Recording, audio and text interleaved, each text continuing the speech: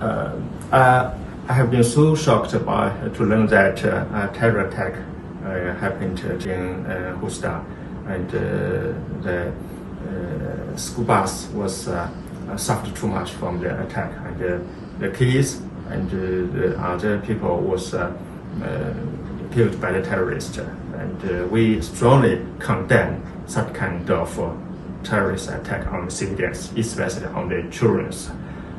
We hope that the Pakistan people support the government and the military's and actions and against the terrorists.